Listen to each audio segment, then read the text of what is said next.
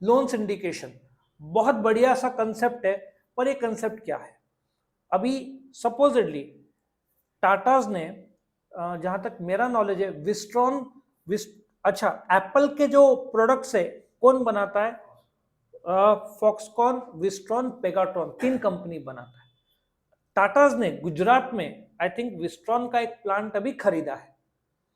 तो जब तुम नया कंपनी डालना चाहते हो और उसका कॉस्ट इज अराउंड 10,000 करोड़, तुमको कर्जा लेना है, ठीक है, 5 से 10,000 करोड़ का कर्जा, ये छोटा कर्जा नहीं है, बहुत बड़ा कर्जा है।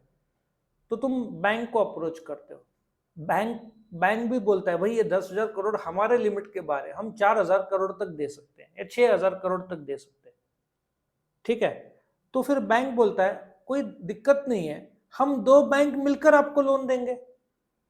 समझ में आ रहा है? सो एसबीआई बोलता है कि हम लोग और बैंक ऑफ बड़ौदा 2 मिलकर आपको 10,000 करोड़ देते हैं। तो इसको लोन सिंडिकेशन बोलते हैं।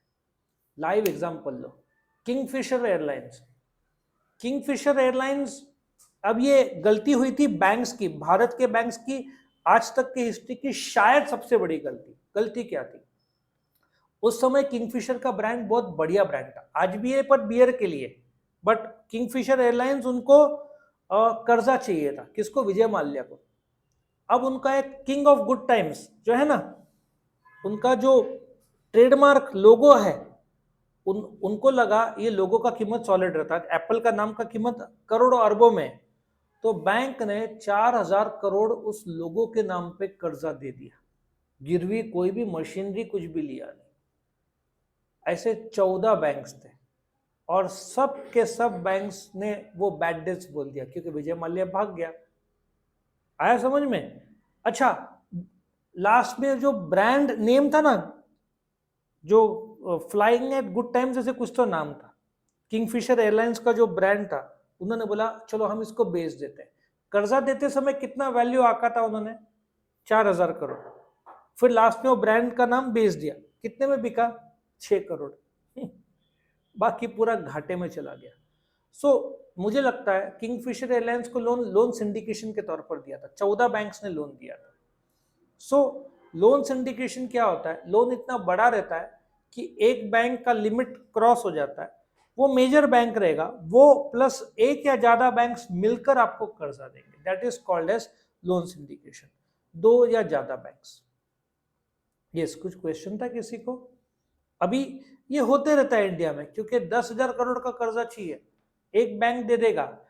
चलो एक लाइव एग्जांपल, नासिक में एक कंपनी था, उसका नाम था दातार स्विचगेयर, अंबड़ में था, और एक बैंक था मुझे जहां तक लगता है पीपल्स बैंक। अब पीपल्स बैंक मेरे टाइम में 20 साल पहले was a hugely successful cooperative bank in Nashik.